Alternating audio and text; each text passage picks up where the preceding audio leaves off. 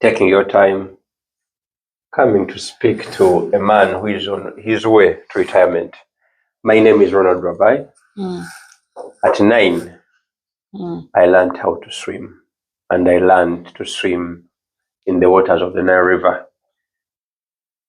Least did I know that swimming at that age enabled me to be an expert, and I would raft on a jerry can, met tourists who ended up paying my school fees to take me through my first classes and first lessons of life.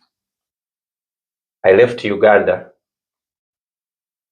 after enduring everything that any youth endures, looking for green pastures, and ended up in Canada on the 12th of February of 1995. Wow. Roughly how long is that? How long ago? About 29. Wow. Yes, about almost.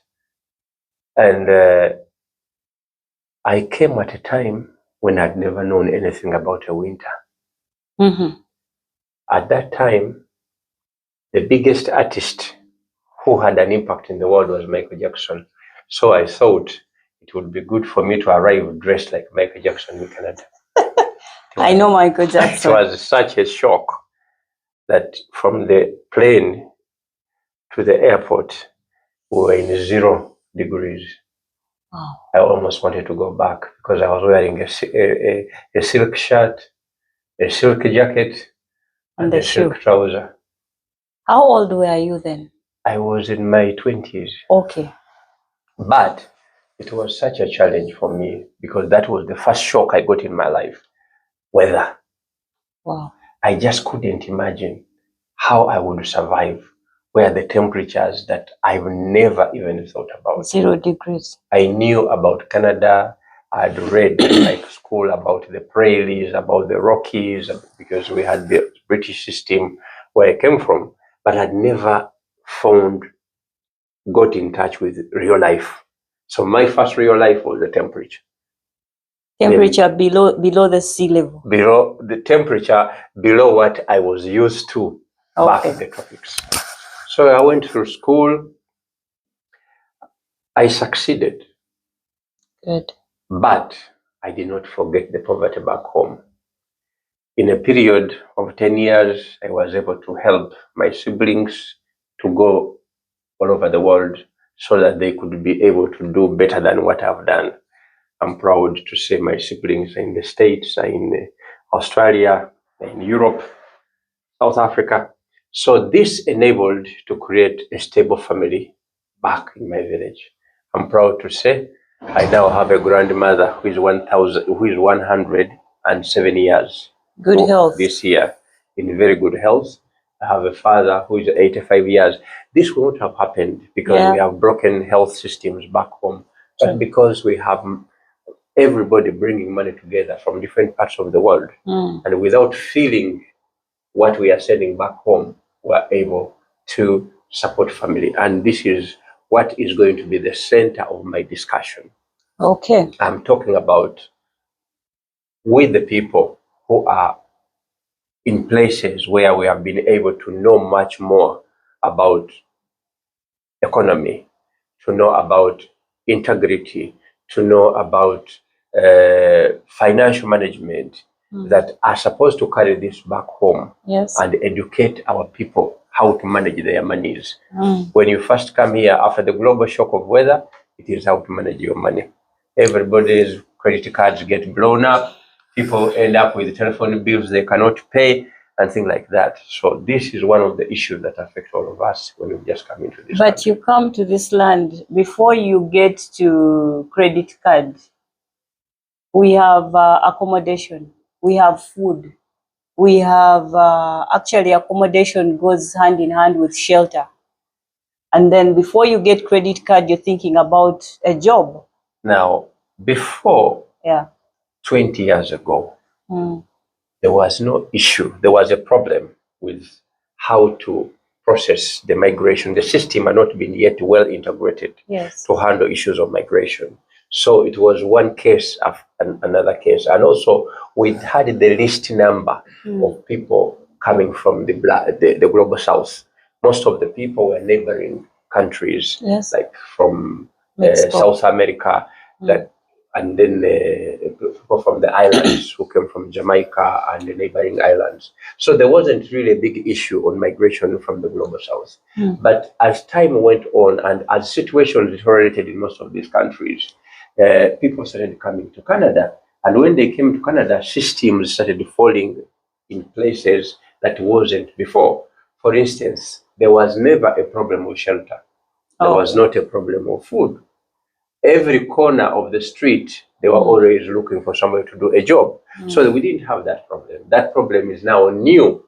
It's now an issue that over 1 million people came over a short time of period. The growing and population. The population, then everything became a problem. We never thought about jobs.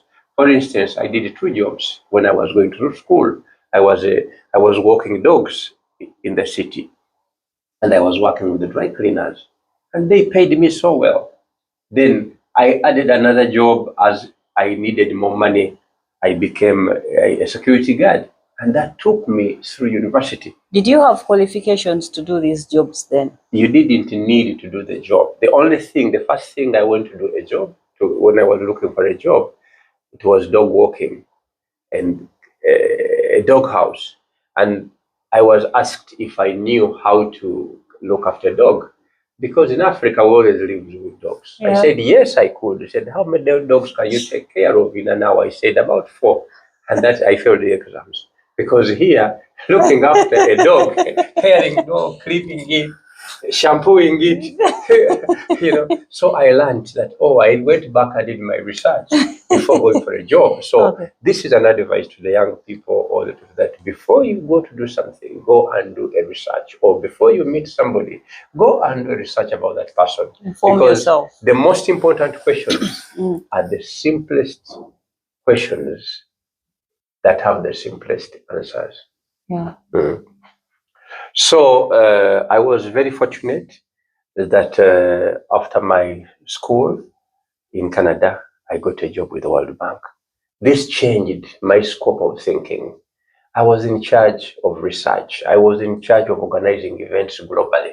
So I moved to about 60 countries in 5 years, organizing from one event to the other.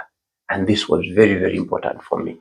However, it was also a disadvantage because I lost building the community back in Canada because I wasn't here. I'm Canadian. By then I was a permanent resident in Canada, but I was traveling from Argentina to Pakistan to South Africa to Finland, and all this happened in such a short time, but was part of what shaped me to be who I am. Mr. Ruabayi, Ronald, I am now learning something different. But above all that I am learning, I am getting to understand you did not experience the Canada life that we know now, the challenges that people are going through. In your point in time, did you ever have any challenges? Like, it seems your life was kind of flat. It was. There were very serious challenges. First of all, there was nobody to relate to. There were very few people that you could relate to from the global south. There were no systems built, which meant that you had to adapt food, which we're not used to. You had to go to school, but you could not even understand what you were studying. Those are challenges. Then the loneliness. Right now, of course, there are issues of loneliness, and that will always happen because this is a different community. But at that time, it was worse because even just somebody inviting you to his or her home to give you a meal when you think it is related to home was almost a miracle. So we had those challenges of loneliness, and loneliness is worse than anything that people are going through now. Because you have nobody to talk to. You had the system that was built based on who people were at that time, not what is current going on now. Because now we we are diverse, like almost everyone is here. Yes, because everybody here, we are more diverse. Yeah. When when somebody in the world loses, Canada loses. When somebody outside Canada wins, Canada wins. This is shown by when we have world events like World Cup, like sports. When one country wins, you will see the city is lit up with the flag of the country. Celebrations Celebrations are everywhere. So that is how diverse we are. But coming to real life, everything went smooth. I got a job with the World Bank. I was able to transfer technology, to support the transfer of technology from the World Bank, opening up gateways on the internet to the global south. I retired to normal life in 2006 after 8 years with the World Bank, and I got the reality check. Real life experience. No more paying for my air tickets. No more expenditures that didn't exist without plan. It was a very big shock of my life because I was now going towards retirement, but because for 8 years I'd been very cushioned, I realized I had to reverse my life. And now, at the time I was exiting the World Bank, they were talking about global warming. It was an issue that was everywhere and needed to be addressed. Now we are talking about it as climate change. I carried that message back to Africa, and I'm proud to say that I have at least 500,000 trees planted, thinking that when we have enough trees, it will cushion the temperatures coming down and the people will live more happier lives. And that has been an idea I hope to live for and achieve. Wow, that is so amazing of you. Wow, wow, wow. Your impact has to be felt for generations to come, generations and generations. Yes, they say that civilization is when a man plants a tree that will last for 100 years and with very limited possibility that he will ever sit under the shade of that tree. That is the greatest man. So that is where civilization starts from. And that's but also I had to create platforms that solve human crises, because it is impossible to meet and talk to everybody. But when you create these platforms and events, it's very easy for you to meet with somebody from Sao Paulo, and then somebody from South Africa, and then somebody from Somalia. Last year alone, we brought the Deputy Speaker of Parliament from Somalia to come and address congregations in Canada, which was practically impossible to bring somebody from a country at a time when they could not even recognize the passports of that country. So these small achievements make me a happy man. Wow, thank you so much, Mr. Rabbi Ronald. I'd call it the joke real life experience. We have newcomers. I had a question a few days back, who is a newcomer? And my definition of a newcomer is anyone who left their country for whatever reasons, and they are living in a land with different cultures from what they know, living in a country which is not their citizenship country. Here we are in Canada. The world is watching you, and people want to know, how are we surviving the challenge of life? Because for you, it seems it's been a little easy. It's been you're one of the privileged people I am meeting. But somebody out there who is like, he has moved a smooth life. What do you want to tell this person? Because they are challenged. My sister, it's not about a smooth life. It is working smart. I would have gone to work in a factory, but I opted to walk dogs. That's a different mindset. If you are walking dogs, you are appreciating nature, you are having exercises. The pay is the same. So it is the choices we make. Number two, the advice I give to every newcomer, that this is a new beginning. If you want to fly high, you always drop off the heavy parts of you, and then you go high in the sky. But when you come in a new country and you still have the old luggage with you, left back home, you never develop. Because the first thing I did, I spent 7 years of my life focusing myself on how I can be integrated in the Canadian society. Most of the newcomers who come here, they want that after 3 years, they are sending back money home to buy cars and land and all this. So you will never save, because if you do not save, you cannot invest. And if you cannot invest, you cannot save. Wow, I am getting something else. Yes. Integrating yourself with the Canadian standard. Yes. You need money. Yes. You need networks. You need to be part of the communities. You have to go to different associations. This takes time. So if you work a job and you work in a warehouse or wherever you work, and you work 24/7, and you only spare 1 day a week to make you sleep, then you will never be part of the Canadian community, because the Canadian community is about people meeting and integrating yourself. For me, I will take it to another level. People have to come here from wherever place they come from. Go to school. Get the information, educate yourself, and don't be comfortable. Newcomers, I have met very many people from different places of this world, and people are so comfortable. Like you said, some of them have been privileged to get jobs in factories where they work from Monday to Monday. They make good money, but value will never be added onto you as a newcomer. You will never know this land until the day you're going to retire. Exactly. Mr. Rabai is here. What's your worth now? Tell me.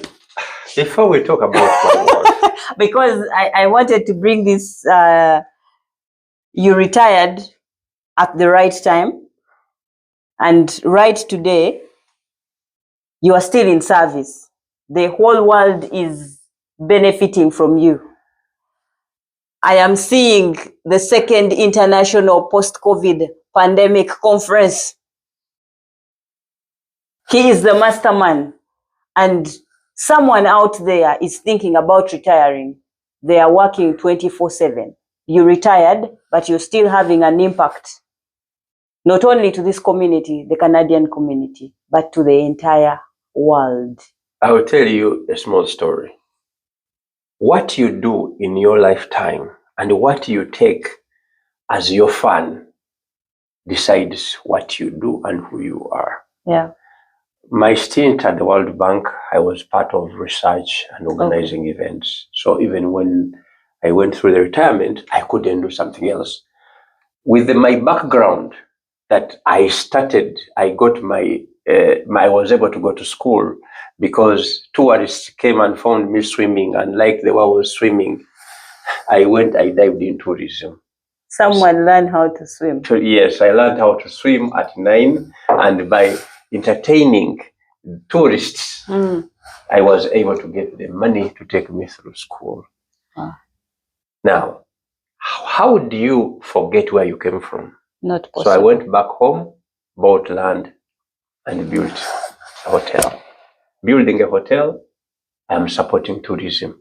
Yes. I'm also bridging the global north and the global south, because people come from here and they want to find a place to sleep. They sleep in my place. So that alone gives me the satisfaction that I made the right choice. Now, in 2020, the world slept. Yes. It has never been in any of my thinking that somebody can spend 2 years with doing nothing. Just in doing the house. Nothing, because it's not possible for him to do anything. Airline could not fly, people lost their jobs, businesses collapsed, marriages collapsed. Of course, there are some also good advantages that came up. Families that were not able to get children got children because they missed to take a pill.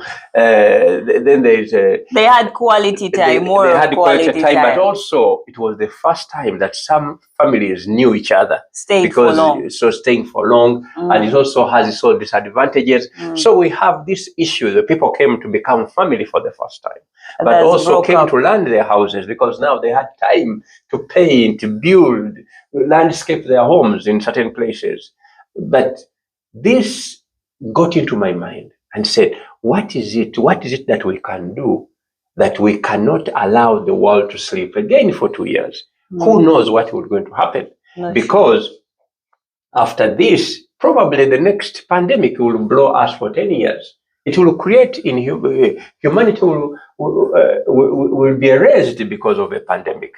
So now that is when this the post-COVID conference. Yeah. And we try to do it early in 2022, but still the issues were complicated. People were still in grief. The economies were still shattered. So we started to do that. Now, in 2024, we had the first international post-COVID conference. It was focused on the accountability of the post-COVID, of the COVID era. It was talking about what needs to be done to not allow the pandemic to come back. Now we are talking about a different story. We are talking about how do we revitalize humanity, trade and investment. How do we bring in tourism? How do we use the artificial intelligence and technologies to make life easier, better, and simpler? How do you use the internet to make money when you're in your bed? This is a consequence, a direct consequence of an advantage in the COVID pandemic. Is this going to benefit any immigrants? Of course, it will. It has already done. First of all, jobs. Number two, when we talk about trade and investment, you don't need money to be a good investor.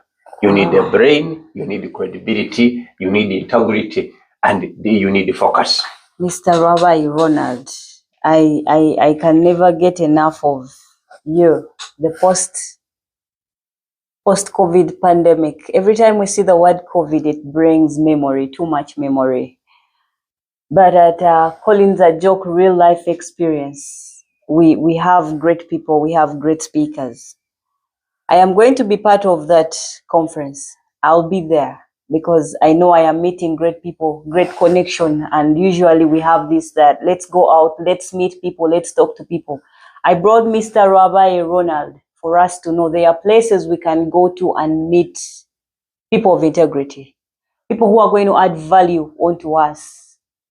You can only find this at Collins a Joke real life experience. It's been great meeting you, Mr. Rabbi. 2 minutes. Give a word to our great viewers. Great viewers. Yes. All over the world. Nothing comes out of nothing. If you decide to stay in bed, you'll get the comfort of the bed. But if you leave your bed and you go on the street, you'll get somewhere. If you focus on walking, you will make 1,000 miles, because even a journey of 1,000 miles, you begin with one step. You can be better than me.